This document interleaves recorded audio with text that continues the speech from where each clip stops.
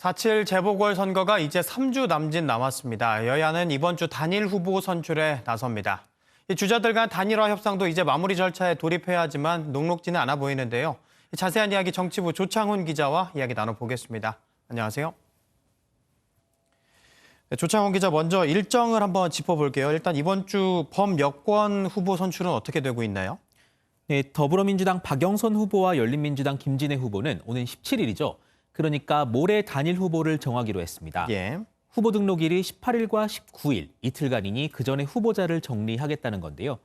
지난 금요일 첫 TV 토론회를 가졌고 오늘 유튜브 토론을 거쳐 16일과 17일 서울시민 6만 명과 양당 권리당원을 대상으로 여론조사를 하고 이를 각각 5대5로 반영해 후보를 정하기로 했습니다.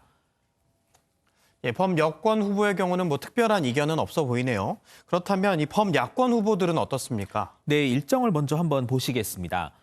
국민의힘 오세훈 후보와 국민의당 안철수 후보는 오는 17일에서 18일, 그러니까 이번 주 수요일과 목요일 이틀에 걸쳐 여론조사를 진행하고 후보 등록 마감일인 19일 단일 후보 선출을 하기로 했습니다. 예. 앞서 지난 10일 늦어도 14일에는 공약 비전 발표회를 열자 이렇게 합의를 했었죠.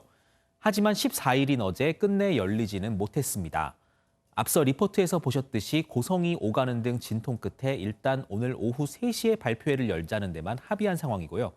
아직 TV토론과 여론조사 등 합의해야 할 굵직한 사안들이 여전한 상황입니다. 네.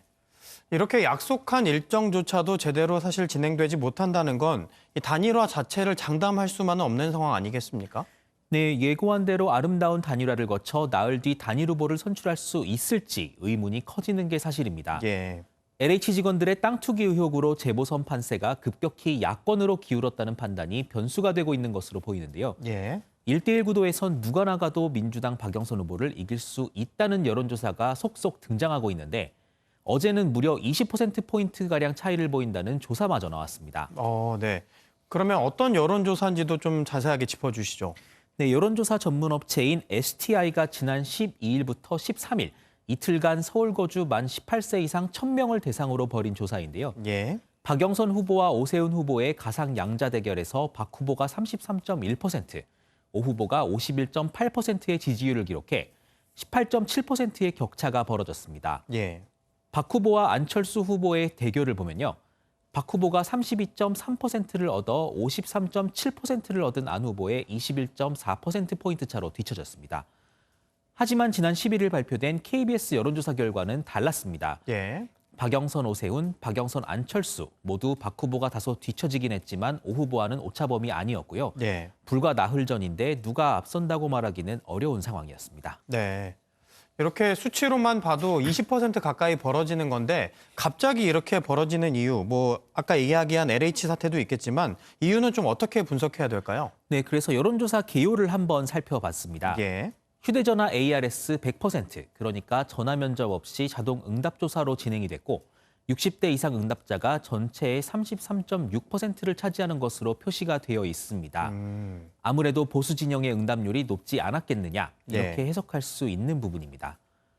하지만 근본적으로는 LH 사태로 인한 분노가 선거판에 영향을 미치는 건 분명한 것 같습니다. 예. 이번 조사에서 LH 투기 의혹이 이번 서울시장 선거에 영향을 미칠 것으로 생각하느냐 이런 질문을 물어봤더니 75.4%가 영향을 미칠 거라고 답하기도 했습니다.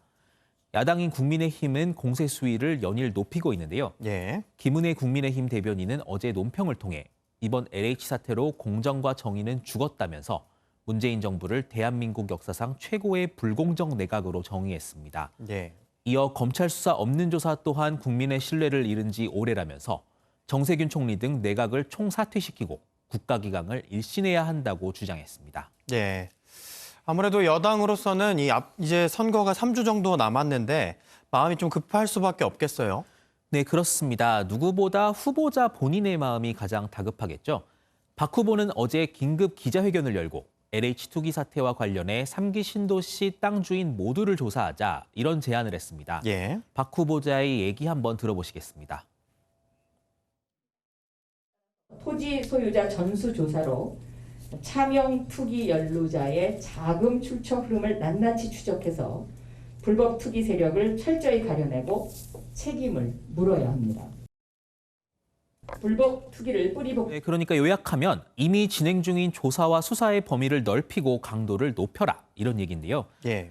야당의 전유물처럼 여겨져 온 특검을 제안한 데 이어 또다시 땅 주인 전수조사라는 승부수를 던지면서 어떻게든 이 국면을 벗어나보자 이런 특단의 조치에 나섰다는 해석이 가능해 보입니다. 네. 이 박 후보의 승부수가 통할지 한번 지켜봐야겠습니다. 지금까지 정치부 조창훈 기자와 이야기 나눠봤습니다. 고맙습니다.